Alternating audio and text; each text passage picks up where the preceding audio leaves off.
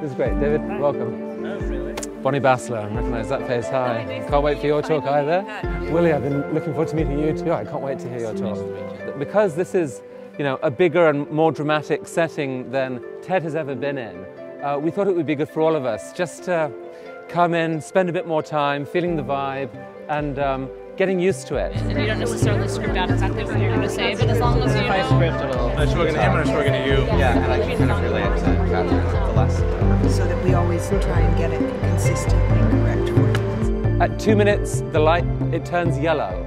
Okay, when it gets down to 0, which it shouldn't do, it'll stay on 0 and flash red at you. And you really must wrap up. It's much more powerful to just stand and own the stage. If you're going to move deliberately and confidently, perhaps from one spot. One person, one human being can have this picture in their head and find a way of sharing it and getting that same idea to resonate in other people's brains. How does that happen? Well, context, really matters.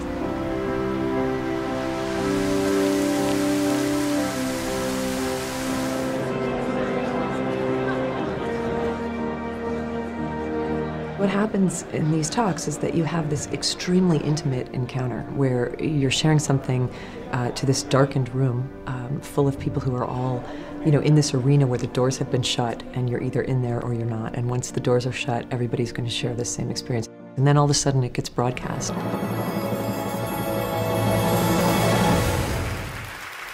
I am a writer.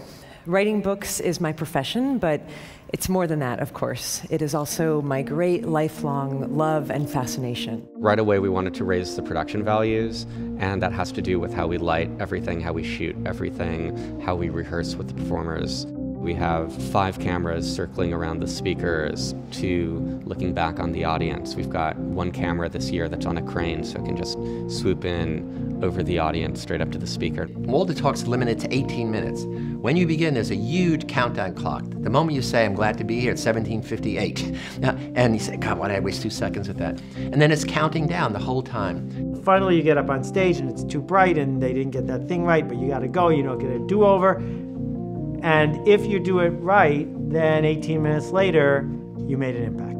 A single passionate person persuading you of their ideas is really the most ancient form of media. We evolved to respond to a person telling us a story. I am an optimist. Any tough problem, I think it can be solved. And so we think that this is the next generation of antibiotics, and it's going to get us around, at least initially, this big problem of resistance.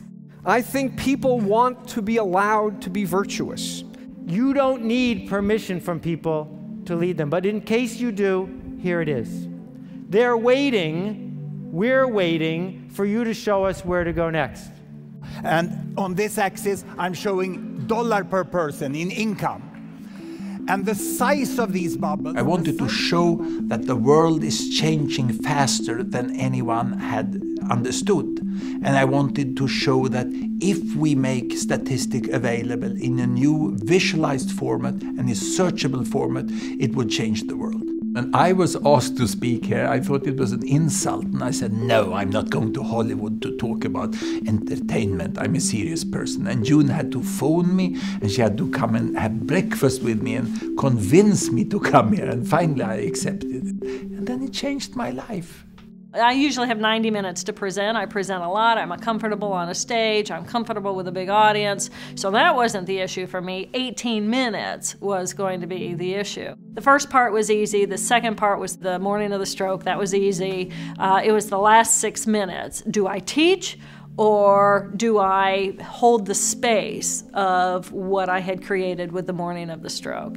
And one of my friends said, Jill, the fruit is always out on the limb. You have to go out on the limb, which makes me totally vulnerable. And so it was that willing to go out on the limb, and the fruit was truly there.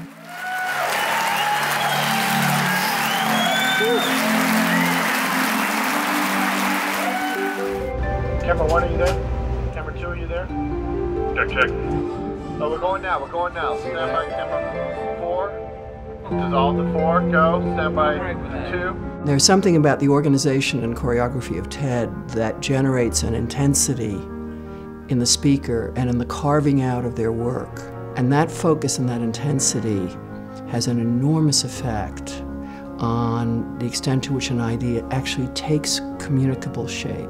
One of the interesting things about the TED Talk is that they've actually evolved into a new unit of information. We have things like a 4-minute song, a 90-minute movie, a 5-page article, and now we have an 18-minute talk. If you look at it from the sort of evolution of media perspective, the content perspective, the production perspective, I mean, all of those things have brought them together to become, I think, the most important videos online right now. At TED, we're trying to take conferences into the age of real theatre and trying to really celebrate how big a deal it is when someone great is sharing something with someone else.